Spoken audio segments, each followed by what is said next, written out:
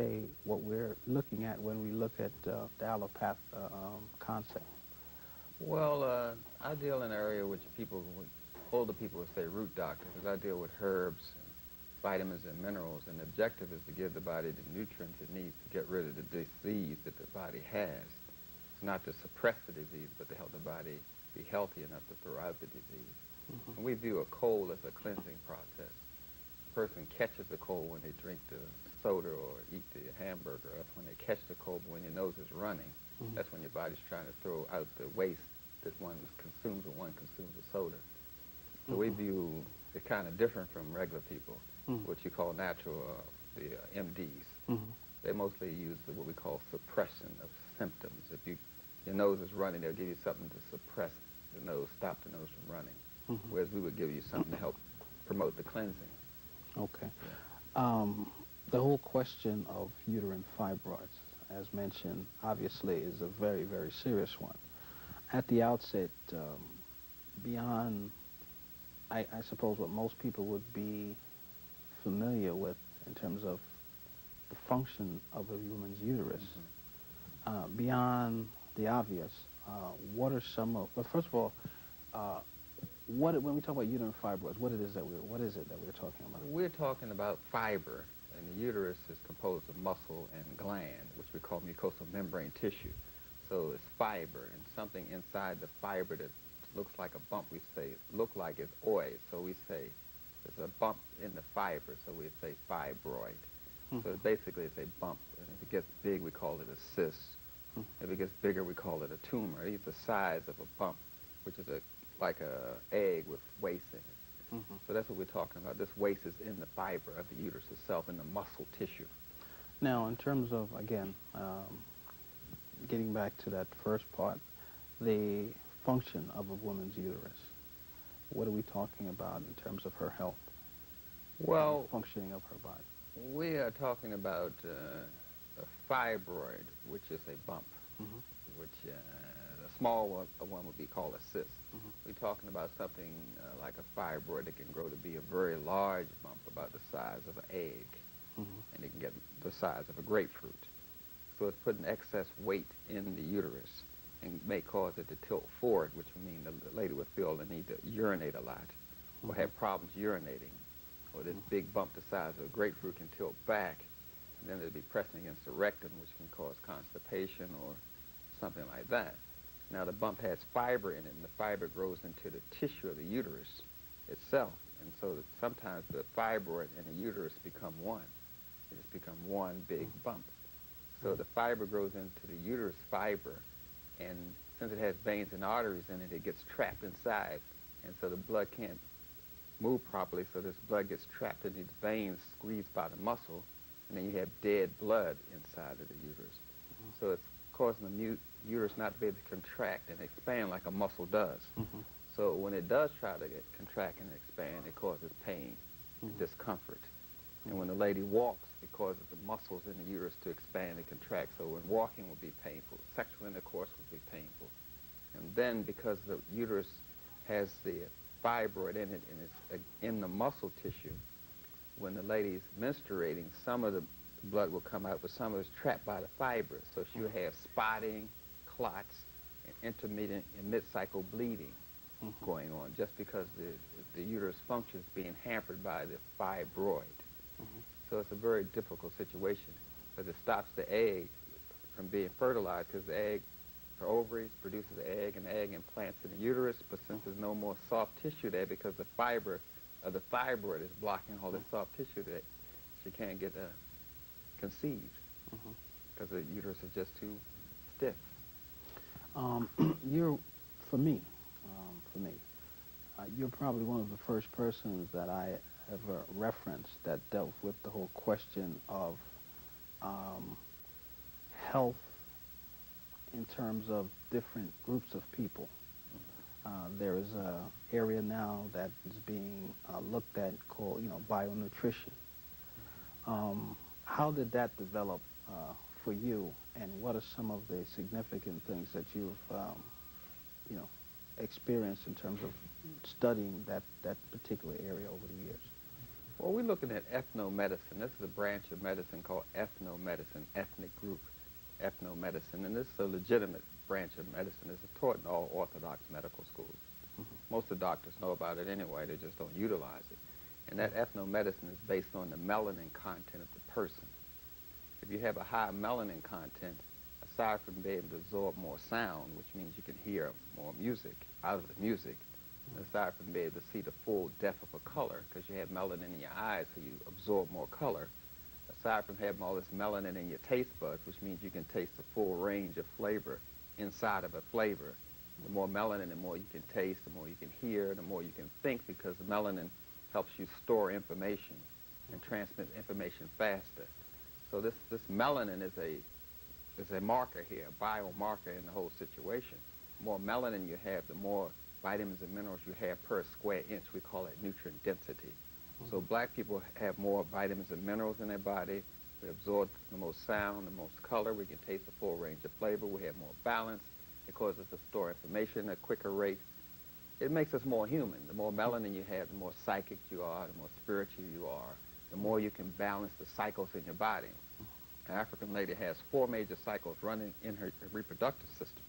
She has an earth cycle, a lunar cycle, a solar cycle, or sun cycle as you would call it, and a galactical cycle. Those are 4 cycles that are synchronized by the melanin, whereas a European woman only has 2, the earth cycle and lunar cycle. That's why they have the honeymoon, and because they can't absorb all those other cycles, because you need more melanin to do that. So melanin is the biological marker here. But the problem is that the black ladies go to the labs of the hospitals and get their tests done, and the biological markers, the standards are set on white people, on white women, which they have the lowest amount of melanin, so they have the least amount of vitamins and minerals per square inch. So therefore, a person, a black man or child, aside from the women going to the hospital, the melanin level's right here for us, where it's like that for white people. So we have that much extra vitamins and minerals, but when our level of vitamins and minerals fall all the way down to number 1, that's where the Europeans are rated, white people, their lab studies would view us as being normal, whereas we're already sick. So the whole context then of going to a hospital or what have you, you're saying that that whole process then is flawed. So in many instances, obviously, if you're going into it and it's flawed, then what can you expect to come out of it with in terms of restoring health? You're going to come out of it with some kind of level of disease. You're going to be sick. If you follow the white standards of normalcy for an African person with this high melanin content, you will be sick, but their lab study will say there's nothing wrong with you.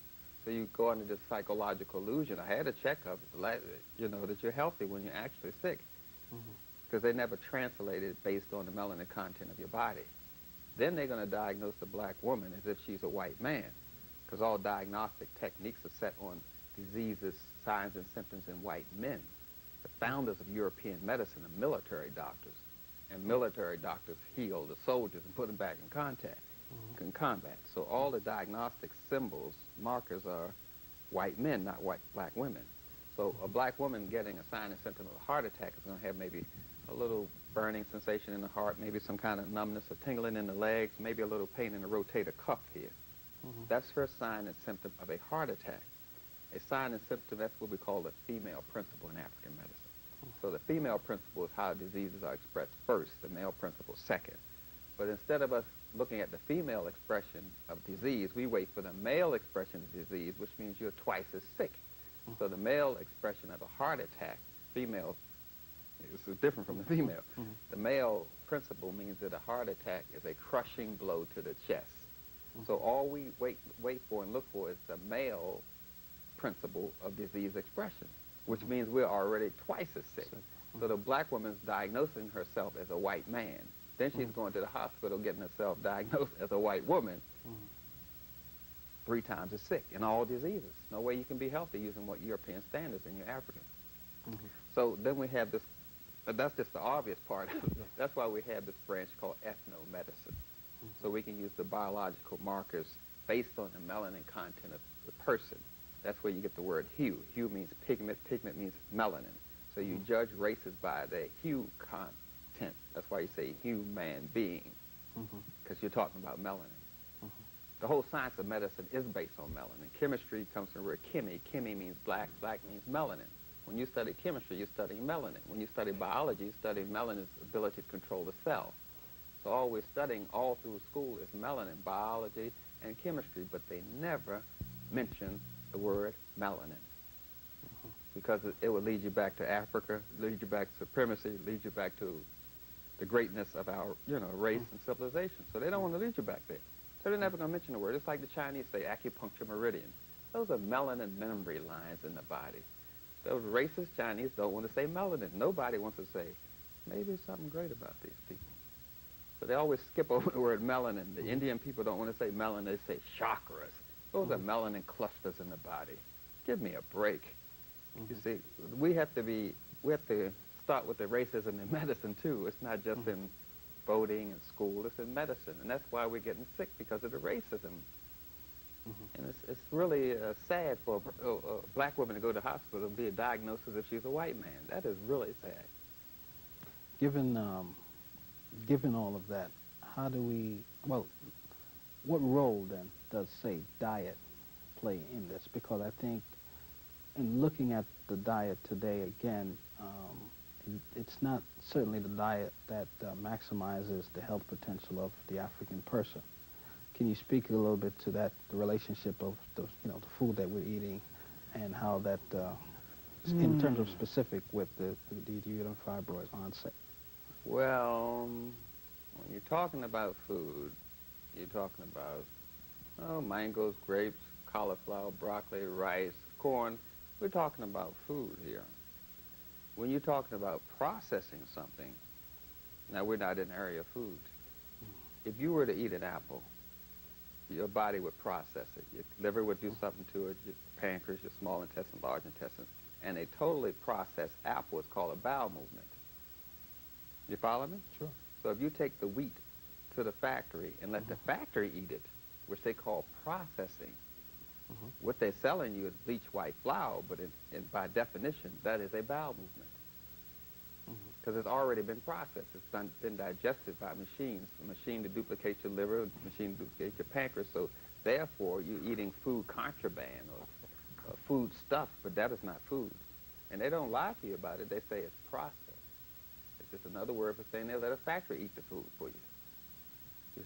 So then when you digest it, the fumes of it, the perfume agents come out of it, and then you smell the true smell of this bowel movement. That's why we have this deodorant soap now, an extra strength band, and all this odor eaters for our shoes, and because we stink because we're rotting inside, because we're not eating food, we're eating processed food, which is another word for manure. So we're in bad shape there. It's the cumulative effect of this whole thing. I mean, every day you're accumulating more junk in your system, and it's not that people are concerned about it, because most of the ladies have an eating disorder. They have an eating addiction because they're chemically addicted to the food. It's not like they can just stop. The chemicals are put in the food to make it addicting. Then you have these sex hormones put in the food also. You have an extra large amount of sex hormones in dairy, in the milk and cheese. They put all these sex hormones in it to make the cow grow faster and produce more milk. And the milk today has more pus in it and bacteria because of the synthetic chemicals they put in it. And these chemicals cause the fibroids as well. Aside from the estrogen and synthetic sex hormones in the meat, if someone's trying to get rid of fibroids, we have to take them off of dairy, and we have to take them off of meat, because those chemicals in the meat and dairy alone cause fibroids. Aside from the fact that the latex condom causes chlamydia, pelvic inflammatory disease, and fibroids. The talcum powder in it causes cysts and tumors. The gel in the latex condom, rubbers as we call them, causes cancer. And all that leaks into the uterus during sexual intercourse because the pores of the rubbers expand because of friction. And so all these chemicals go into the vagina and get into the uterus, and that contributes to fibroid tumors. So if you just being... So what we're looking at is the synthetic food, the bleached white flour, the white sugar. The white sugar alone is going to cause the veins and arteries of the prostrate and the uterus to get hard, because what the body tries to do is dilute the sugar. See, when you take the sugar out of the apple and you eat that sugar, the body says, where's the vitamins and minerals and water that went with the apple? So it pulls it out the veins and arteries. So that's going to cause the veins and arteries of the uterus and the prostate to get stiffer. Of course, it's going to cause blindness. The person's going to be on dialysis, lose their leg and feet anyway. But I'm just saying that there's a slow process where this is causing the stiffening of the uterus and the cumulative effect of the bleach white flour and the dehydrating sodas, because sodas dehydrate the body. When they make the soda, it is dehydrating because it's like this sugar. It needs all this water. It's like salt. It needs a lot of water. So we call them mineral salts in chemistry. So it's pulling the fluids out of the veins and arteries, making the uterus stiffer, which means it's going to hold more waste. So we got to come off of the bleach white flour and the white sugar. We got to come off of the dairy and the meat and the latex condom just to get in some kind of range of health here. But no, we're not looking at all these things, because most black people, and the black ladies included, have an eating disorder. They eat for emotional reasons. They eat when they're upset. They eat when they're happy. They eat when they go shopping. They're addicted to the food. So they have an eating disorder on top of the fact they're trying to be healthy, you see. So we really got to look at this issue of the fibroids holistically, aside from the fact that it's spiritual, that the uterus is a spiritual organ. Well, it's actually a gland. Well, that's going into the miseducation that we have, because we don't know what an organ and a gland is. Expand on that, though, when you say a spiritual organ. Well, we're talking about creation. We're talking about being able to recreate yourself. So we have a system of sexuality in African culture we call sexual regeneration and sexual reproduction. And when you just focus on sexual reproduction, you're in the phase of sex known as breeding, which is what we learned on slavery. But before we came here, we had sexual regeneration, and that's when the man ejaculates and don't ejaculate. That's when the man and the woman say a mantra when they get to the orgasm state and visualize the energy going up their spinal cord, up to their pineal gland, and regenerating their spirit. And we call it, using sex for that purpose, sexual regeneration, which is what we practiced before we came here. There's a male component to sexual intercourse, which we call the sympathetic nervous system mediated. Then there's a parasympathetic mediated part of sexual intercourse, which we call the female principle. When you're in African science, you always deal with the male principle and the female principle. If a person doesn't say male and female principle, they're not in African science. Because we know it takes a male and female to make a child. It takes a negative and positive to get electricity going. You always have to have this male and female principle. Even if you took music, which is art, and you played the piano, you're going to end up in science. Because it's math. So art is female and science is male. That's why they call medicine a healing art. That's when you're using the female principle of medicine. That's how you diagnose. You diagnose with the female principle and the male principle. And when we were looking at disease earlier, and I was talking about the male expression of disease, we were just using the male principle. And you can't make a good diagnosis that way. You have to use both of them, because it takes two to tango, as my grandmother would say. Does the male contribute to the development of fibroids in the female in any way? Oh, yes. The females contribute to the development of prostate. How so? It's aside from the fact that we don't use sexual regeneration, aside from the fact that the lady may harbor anger in her body, which will stop the uterus from working properly. Anger, frustration, disappointment, all those are feelings that have an impact on the muscular system. That's why people say, I got to relax, they're too tense. But in a relationship, you can produce tension. You see, this is not, I don't think couples doing this deliberately. Sure. They're just not aware of the impact that they have on each other through their words, because we do a lot of sick things to each other. We look at each other sickly. When you look at a woman and you're just looking at her behind, you're looking at the woman like she's a white woman. And that the white, you see what I'm saying? Because they train us to look at each other's behind. That's not the way African people look at each other. We look at the spirit, third eye, then we look at the two eyes, because we make a spiritual attachment first, you see. Then we go into an intellectual and a physical kind of thing. But first we look at the eye of Haru, if you're into Kemetic kind of thing. We're looking at that spiritual consciousness. But we're looking strictly at the ladies behind, and we're just concentrating on the physicality of her, just like the sisters look at the brothers behind. See, that's the way Europeans look at each other. That's not the way Africans look at each other. I don't know why we're looking at each other behind. Anyway, we don't sell toilet paper. No telling. The people must get very excited when they look at a toilet, if they're into this behind thing so much. That has nothing to do with Africans. So when we look at each other that way, we're making each other sick just by looking at each other. Because we're not looking at each other through our culture. Because we're not exposed to the fact that science is the language of a culture. It's not like people think 1 and 1 is 2. That has nothing to do with science. Science is a language of a culture. It's the language. Science is political and social. Medicine is political and social. It's the language of a culture. It's supposed to help you connect to your body, connect to God, and connect to nature. That's what science is supposed to do. If all you're doing is connecting to your body, then you're missing the rest of it, so you're making yourself sick. That's European science. That's not African science. African science is first spiritual. When you throw that out of it, you're going to be sick anyway. So it's a lot involved here. As Carnegie would say, we're miseducated in the way we look at each other, and we're miseducated in the way we diagnose each other, and we're miseducated about what food is, you see. So that puts another factor in the equation. So we can't produce healthy children. Most of us come out of dysfunctional relationships anyway, so we're going to make a dysfunctional relationship. If you're not free, you're dysfunctional by definition. And most of us come out of dysfunctional relationships. A slave man and a slave woman are dysfunctional. Because you can only be functional if you're free. So we come out of a hereditary caste system of passing down dysfunctionality, passing down anger, passing down all this erroneous beliefs about our sexuality and diet to each other. And we carry this stuff. So all of this then culminates in the diseased body. I mean, we're talking specifically here of just uterine fibroids, but we're talking about the whole entity, of which uterine fibroids is just one aspect of it. Yeah, we're talking about the whole entity, and we're looking at sterilization. We're looking at another form of genocide. When you're running into like 60% of the black women with fibroids, I see young girls 9 and 10 now with fibroids. I see young boys 9 and 10 now with prostrate problems, you see. 9 and 10? Yes. Anytime a young lady's having a period 5 days, she's heading into some fibroids.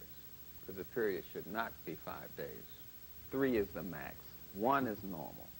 So if she's into 5 days of menstruation, she's heading into fibroids. Now, I mean, this is not something that I have any extensive knowledge on, but just in terms of those females in my life and hearing other females talk, it seems that seems to be the normal in terms of time. Yeah. 5 to 7 days. Yes. So you're saying that, in fact, is abnormal? Yes. Whoever taught them the normal? Who taught them the normal? It's the European standard of chemistry, the European standard of lab studies. They're basing normal on a white person's body. So my question is, who taught them this normal? And then they'll realize that this 5 days of menstruation is not normal. 3 days is the max. But when you're looking at 5 days, the lady better come off the dairy, come off the meat, come off that sugar. And she's going to head into some problems, sure enough. I mean, it's not enough blood stored in the walls of the uterus, first of all. So we know it's a potassium deficiency. It's not enough blood. It's got to be a certain amount of blood being held in the walls of the uterus for the period to be down to 3 days anyway. But since the body is dehydrating, because bleach white flour is dehydrating, if it was whole wheat flour, I know you know, but I'm saying if it was whole wheat flour, it would be brown and have the right moisture in it, the vitamins and minerals. If it doesn't, the body's going to try to pull the water, pull the calcium, magnesium to make the bleach white flour whole. So it's a starvation food. So it's starving the uterus of food, you see. Aside from the psychological factor involved here, we're dealing with white flour, we're dealing with white sugar, we're dealing with white milk. And the first thing that we saw when we were a child is a white bottle of milk. So we're associating nurturing and love and affection with white anyway. You see, the racism has already started when you show a baby a white bottle of milk instead of a brown breast. So they associate love and affection with blackness instead of whiteness. So we got this visual kind of impact that's causing us to be sexually addicted to the food, you see. That's why the food is shaped sexually. The Coca-Cola bottle, I think you remember that. The sexual shape of the hot dog, penis, of all the candy bars are sexually shaped. That's why they name them after men. Musketeers, you know, they're Babe Ruth. They're shaped like a penis and they got nuts on them. How obvious can you get? And they're named after men. So they got sexually addicted to the food, addicted to the hormones in the food. Now they come up with addicting you to the radiation in the food by what they call the barcode. Now they radiate in the food. Now we're addicted to the radiation in the food. The only way out of this situation is to go back to nature. When you put something in between you and the potato, then you're putting something in between you and God. you see. You don't want to eat the potato chip, you want to eat the potato. So if we go back to eating the food in this natural state, it'll put the uterus back in its natural state, you see. Before I get to actually asking you to lay out some of the changes, let's talk about, you mentioned about the male and their role. Now, some time ago, I had a conversation, and I referenced Dr. Poulcom at the outset. She had pointed out to me that she felt that also the male contributed to the development of not just fibroids, but in fact certain other cervical cancer, as a matter of fact. That's true. Through not taking care of himself and the toxicity of the semen that is ejaculated into the woman's uterus, and that contributing to also the development of fibroids and other disease. Can you talk a little bit about that? Yeah, we're talking about acid sperm, basically. But you're talking about a lady who fed the little boy. See, this thing is equal here. The ladies, of course, the men have prostate problems, and the men are causing the ladies to have uterine problems. I mean, it's equal here. We're all under this kind of oppressive medical system here. But the issue is that you could not, if I had a breeding bull that I'm selling the sperm to the dairy cow industry, and I said, this bull does not sleep, this bull eats junk, this bull smokes, this bull drinks, stays up late watching football and wrestling or whatever, and I'm trying to sell this man the sperm, he said, I don't want that sperm. Another man called up and said, this bull exercises every day, eats green grass and drinks water, sleeps. Who's going to get the sale on the sperm? I mean, the whole industry is conscious of what's going on here. It's just that the brothers think that they can be in poor health and their sperm can be in good health. That's impossible. If your health is poor, then your sperm is poor.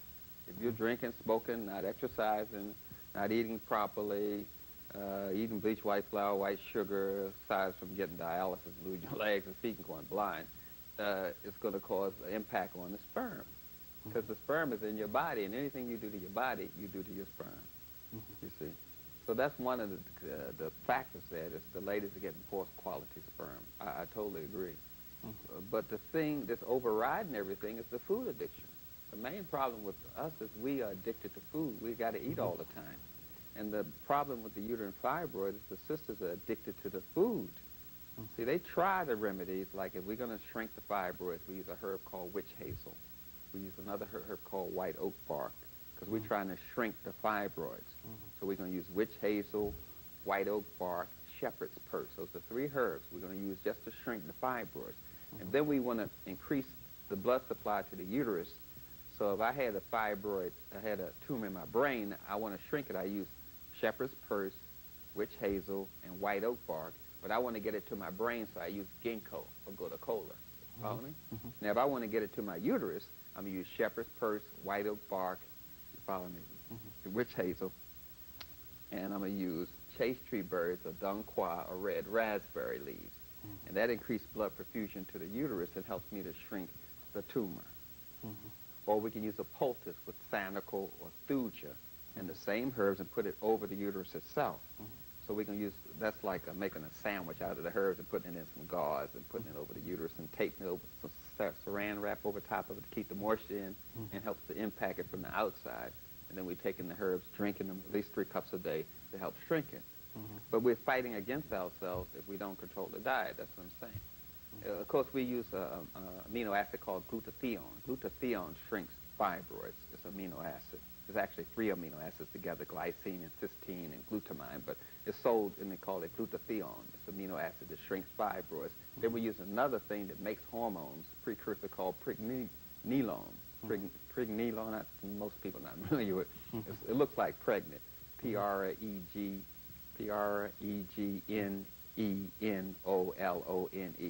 And we say pregnenolone. And that shrinks cysts and tumors on the fallopian tubes as well. So we use pregnenolone, glutathione, and we use these herbs to shrink the fibroids and clean up the blood, like burdock or golden seal, or I know you're familiar with burdock, golden seal, dandelion root, which is good for the pineal gland. So we're going to clean up the blood, shrink the fibroids, and take these amino acids to help shrink it as well. There are remedies for it, but we're back to that same factor. We're back to this diet. Now, is any of this Is this in terms of category of tumors? Is it ever malignant in terms of its toxicity? Um, well, basically, that's a social kind of term to me. I don't know what malignant means. It's a No, in social. terms of okay, in terms of the standard stuff that you hear out here, and again, using that reference. Yeah, I understand. Generally, if it's malignant, supposedly it's more dangerous than Yeah. something that is benign, Benign, yeah. whatever. So I'm saying, and hence that's the rationale for the hysterectomy and all the other stuff that happens. So I'm saying, at any point, is that necessary in terms of the individual? No, they have to be pretty far gone for a hysterectomy to be required. It has to be pretty far gone. So why then is it so prevalent? It's a fad. Medicine has fads. One time we had tonsillectomy. That was a fad. You know. And women are the easiest prey in the medical industry. Women are what runs the medical industry. Sure. And we're forgetting that fibroids is not a disease anymore. It's an industry. Cancer is not a disease. It's an industry. AIDS is not a disease. It's an industry. And like any industry, like the automobile industry, we come up with new treatments, new research, you know, all this kind of stuff to keep our industry going. Fibroids is an industry. It's an easy payday. All you have to do is tell a lady, oh, you got a 3-size or a 3-month pregnancy. Hell, the uterus is built to carry a 9-month pregnancy, so it's not size that's the issue in fibroid, it's the location. It was blocking the mouth of the uterus itself. And then the menstruation fluid can't come out. It's the location that's the problem. It's not size. But to get a woman in that predicament, then you prey on them. The industry is run by men. The textbooks are written by men. The diagnostic techniques are written by men. So everybody's following the male standards. Even the female doctors are. And what they do is just scare the hell out of the woman and take her uterus. And the result is genocide. We can't expect anything terribly honest to come out of medicine. I don't know why they think medicine's so sacred in the first place. You can't expect anything. You have to take control of your health yourself. The same thing we were doing before we were allowed in the hospitals, before we were allowed on the front of the bus and all that stuff. We got to take control of our health ourselves to be healthy. You got to empower yourself with information and take control of your body, because you cannot expect the Europeans to take control of your health and provide for you. This is something that's personal.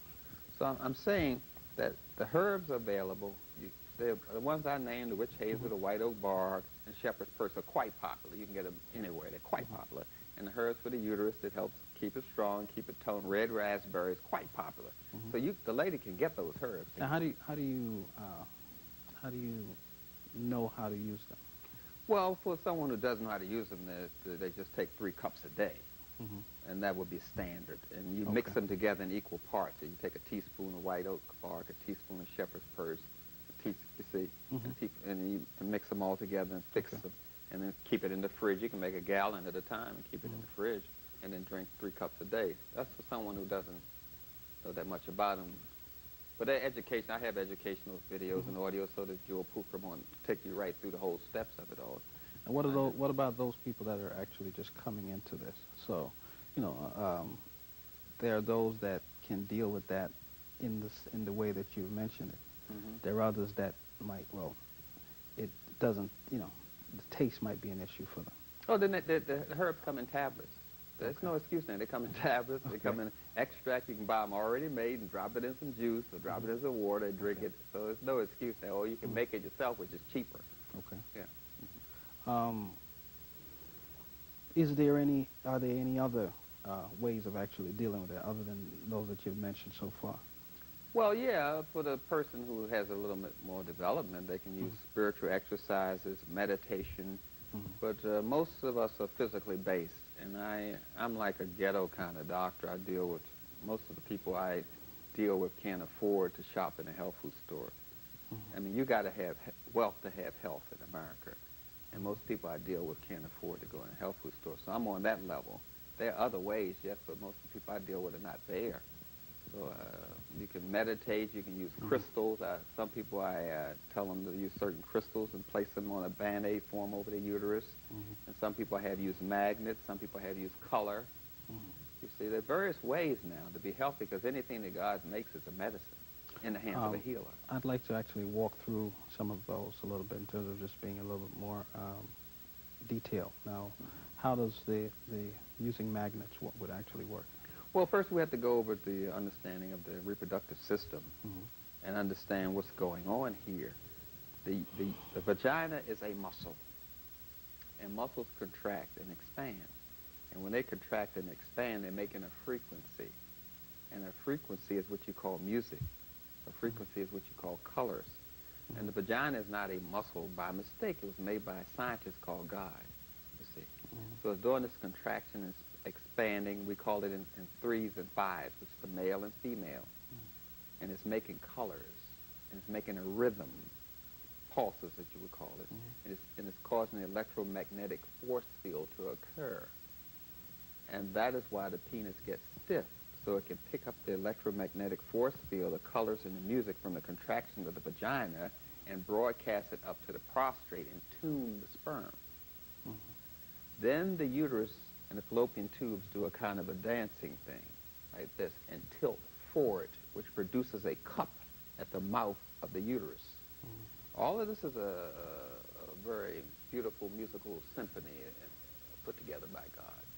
So all of this process is going on. So the uterus itself is making colors. The uterus itself is making an electromagnetic force field. The uterus itself is doing this. And so what we're doing is using the colors and the music and all that the uterus naturally makes and go in harmony with it to accentuate it. We make it into an orchestra instead of just a solo play to help the healing process, you see. But we understand that these colors, which some people call, I guess laymen would call it the 12 zodiac signs. Okay, so you have these 12 melanin centers on your brainstem. Black people do. White people only have 2. Black people have 360 melanin centers in their digestive tract. Europeans only have 40. You see, it's a total difference here between you and white people. You may think you look the same under your skin, but that's whoever told you that lied. Because your bones have more calcium, magnesium in it. Your blood has more vibrations in it because of the melanin. Your nerves carry more melanin. Under the skin, we're all different, you see. So in any case, all of this is going on. The vagina and all that's making this kind of symphony and putting the male and female in harmony with these contractions of the muscle. And we get these 12 melanin centers on the brain stem, because the saying comes from Africa, as above is below, as on heaven is on earth, that kind of thing. So we have these centers starting to vibrate, and they cascade the vibration down to vagina, you see. It's a highway that starts illuminating here, where the sexual intercourse becomes spiritual and mental, and it communicates directly to third eye. The third eye makes a circle, and the circle is unbroken. You follow me? So what we're doing here is just duplicating what is already there. Say, all right, the vagina is making a magnet. See, alkaline vagina will produce a girl. An acid vagina will produce a boy. And a lady that's calm and spiritual and meditates, she'll have an alkaline vagina and more likely to produce more girls. But if the vagina is acid, it will produce boys. That's why alcoholics have more girls than boys. It's a thing that happens to the chemistry as well. I'm just trying to say, there are markers aside from what I'm saying. You can actually look at this. You can look at the process and say, wait a minute, the chemistry changed. When the chemistry changed, the frequency changed. When the frequency changed, the color changed. When the color changed, the magnetic force changed, and you get all this change going on. It's like a dance, a symphonic dance of some sort. So all of this is happening. Then the aura around what you call the nipple, there's a darkness around there. When you're getting into understanding it, the nipple itself, that's melanin, that dark stuff around the nipple. And the melanin tunes the milk on the right frequency for the child, you see. That's why the color's around. It's not around because it's to make the nipple look attractive. All of this is part of what African people knew when they were 12 years old, what we call the rites of passage. Every African boy and girl knew everything I'm saying when they were 12 years old. In fact, if a PhD is basically a 12-year-old's education in Africa. What PhD has here in America, that's what every 12-year-old child knew in Africa before slavery. So we're really behind here in our understanding. We're more than 450 years behind. So we use these magnets, and we use these crystals, because crystals are nothing but another form of energy. And if you have energy, it's going to vibrate. It's going to produce a color, and we use the crystals to help harmonize or bring out that positive energy in the uterus and in the vagina to express a healing. That's why we use these different energy forms. They're not foreign to the body. They come from the body. Everything comes from the body. The gyroscope comes from the body. When you use calculus, calculus is based on the body. How you calculate frequencies, ratios of energy. When you go into African science, you see where calculus is just another expression of the body. Geometry is just how these different shapes in the body go together. That's what geometry is, the study of the body. But we think it's something abstract because we study it from the Europeans. Sure. So that's the way it's taught. No, that's the study of the body. Geometry is, and so is calculus. And that's how, in the African sense, that's how I teach it. And once you can cheat taking one of my tests because you got, oh yeah, that's how those angles go together. that's you see, very easily. Let's, for the remaining time, talk a little bit about the other side of the uterus, or I should say, in the male, what becomes the prostate. Yeah, and how that develops in terms of the disease in the male. Well, you're looking at the synthetic deodorants and the synthetic antihistamines, cost suppressing, all that suppressing the waste in the uterus. And in the female uterus and in the male uterus, which we call the prostate today, which used to be called the male uterus back in the 13th or 14th century, so people know what we're dealing with. So we're looking at alcohol, which dehydrates. I mean, if you put it on your skin, it dries up your skin. And it does the same thing when you drink it. It dehydrates the prostate. So does vinegar. And a lot of brothers are addicted to vinegar. And they put this hot sauce or whatever, they after the vinegar. Because what is happening is that you get addicted to the chemicals you take, but you also get addicted to the chemicals your body makes. And your body makes this vinegar at a higher rate when you eat junk food. So you're addicted to the chemicals you're making inside your body, and you're addicted to the chemicals you're taking inside of your body. So they know what they're doing. Absolutely. So when a person, like a brother that eats a lot of sweets, that's dehydrating. So it's going to pull fluid out of his prostate. Now, if you're addicted to sugar, like 90% of the black people are, I mean, we in Africa, it'd be different because you could eat some mangoes, papayas, and whatever. But people are addicted to this white sugar. And sugar's associated with love and affection. So you find a brother and sister into the sugar because they're not able to give love and receive love. Even though they say they're in love, they haven't went through a rites of passage or been taught how to give love or receive love because they got this anger blocking them, bad day at work or stress or hypertension. So they're not able to give love and receive love, so they use sugar. And sugar's emotional side of that is a disorder with love. Then if they're angry, they're going to have salt. So they're not only addicted to sugar, they're addicted to salt. They can't love each other and they're angry about it, so they're using salt and sugar. So all this is playing into the whole ramification of the deterioration of the prostate, because the prostate is on a cycle as well, just as the uterus is on a cycle. The uterus is on a solar cycle, which is a 3-year cycle, and the ovaries is on a lunar cycle. The ovaries put out an egg once a month. That's a lunar cycle, but the uterus itself is on a solar cycle, which is a 3-year cycle, which would be natural if a lady had one child. She's going to breastfeed the child for 3 to 5 years. That's why the uterus is on a 3-year cycle. That's her baby space, as we call it. So that's being violated. And the man is violating it because if he had one wife, if she's pregnant, he isn't going to have sex the whole year because you don't have sex with a woman when she's pregnant. Then if she breastfeeds, that adds 3 years to that. So that's 4 years he's going without sex if he has one wife. So he wouldn't be straining and over-sexing himself, you see. But with the advent of the so-called birth control pill, which causes uterine fibroids, which causes bleeding, which causes cancer, and all of this causes us to violate our natural order and harmony that we're supposed to have with nature. So we have a disease of rheumaticity as well. So how does he deal with that in terms of remedying that?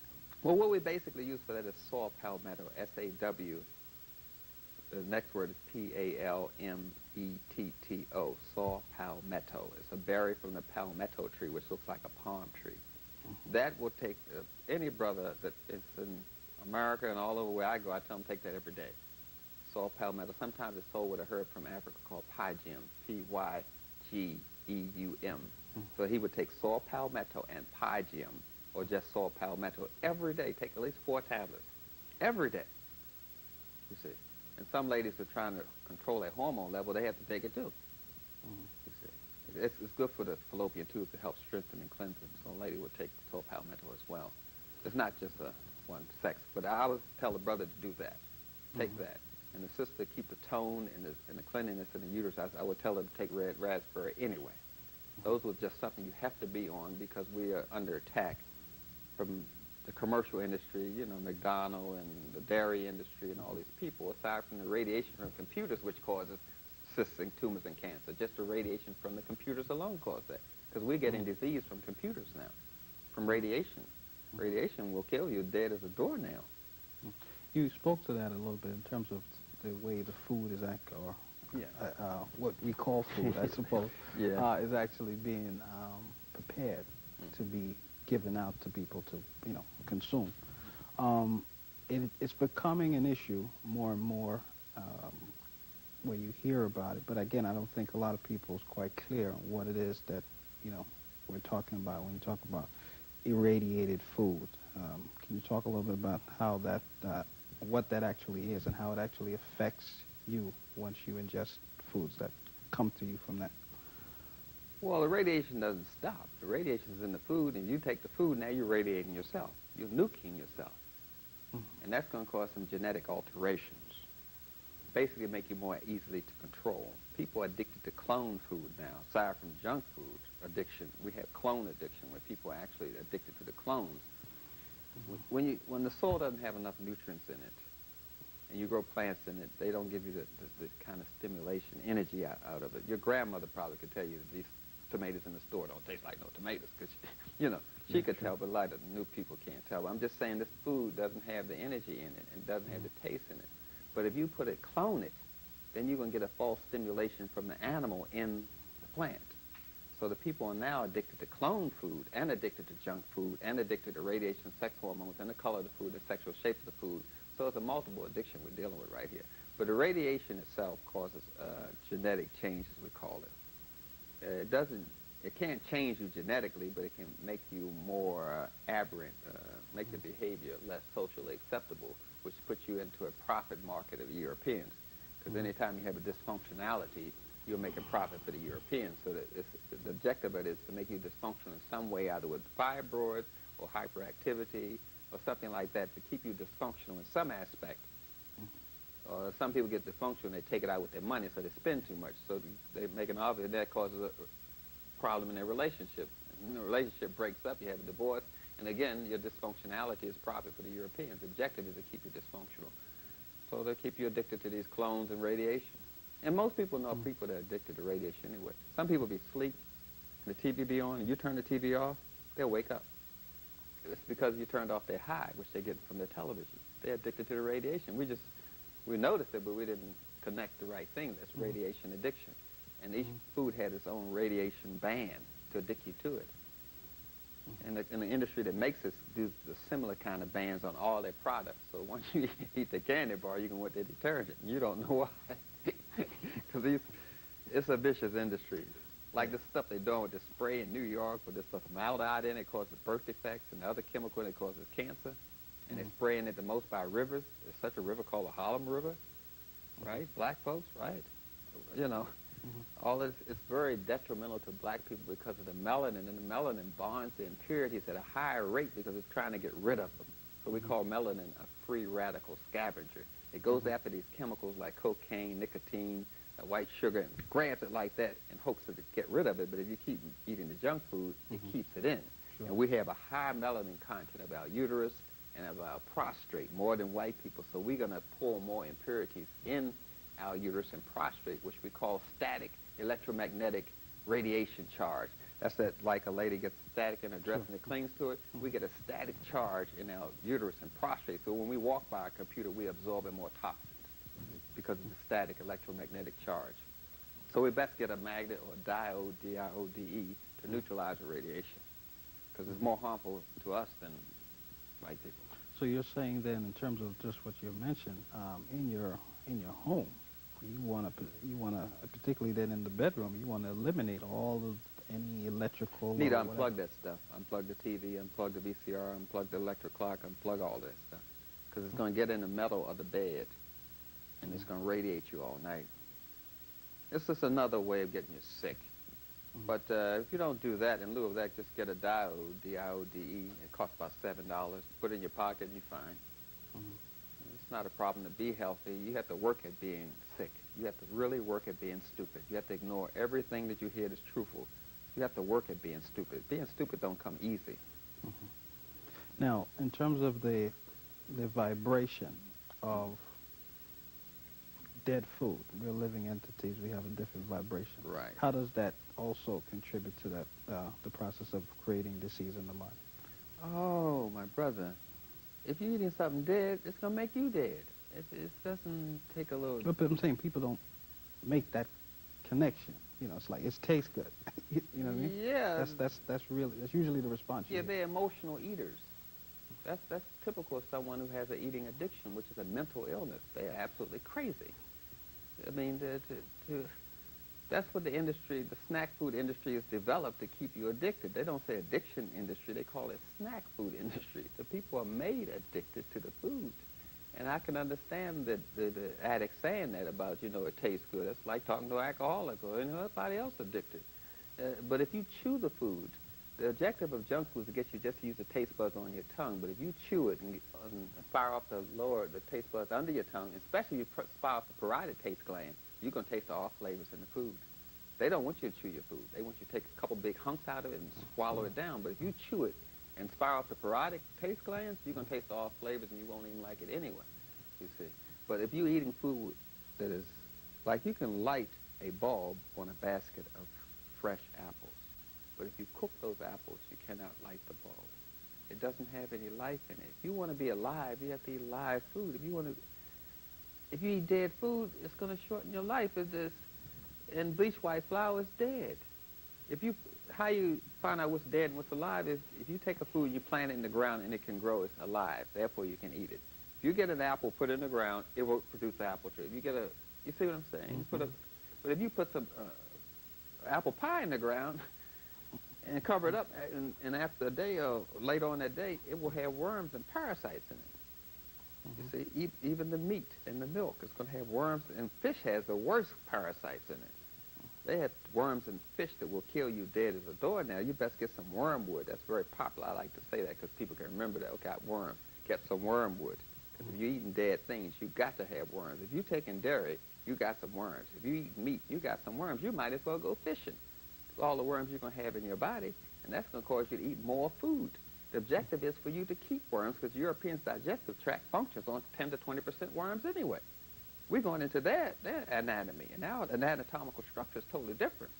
You see, we have a different bacterial flora. We have different plants and animals, which you call microbes, in our digestive system that are different from Japanese, Chinese, and Europeans. And if you're eating like them, then you can produce the same amount of parasites they have in their system, and they need those worms in order for their digestive system to work. They're Europeans.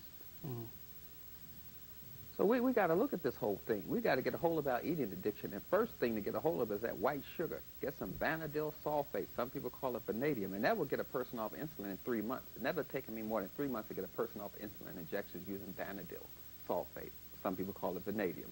We got to knock out that sugar craving. Got to knock that out because... What are some references? We're coming out today, and I just want to get some references from you in terms of where people, you know, outside of your books, of course, are there any other references that you recommend that people would go to gain more information on this? Well, they have these little pamphlets in the health food store, and I wouldn't invest a lot of money in this issue here because they have little pamphlets that come with these products, and you can always get a pamphlet and look at it. But when you go in those stores, it's going to really soak you. I mean, really. But they have little pamphlets that all the health food store put out, newsletters and things like that. And, of course, I got about 70 audios on all these subjects I mentioned, which people can access, no problem. Information is there, and information, especially African-centered information, will give you power.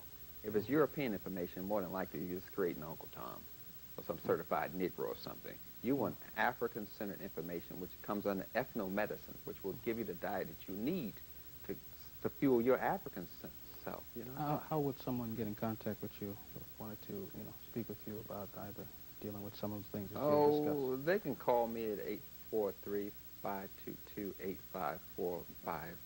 or email me at healafrica@hargrade.com. I'm accessible. Okay.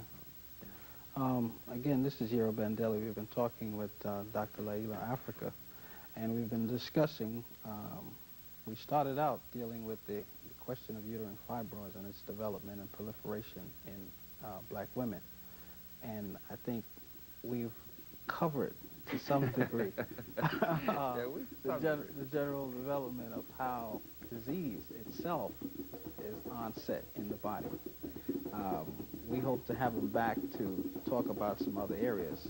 And as usual, we hope that you found the information that we presented to you useful.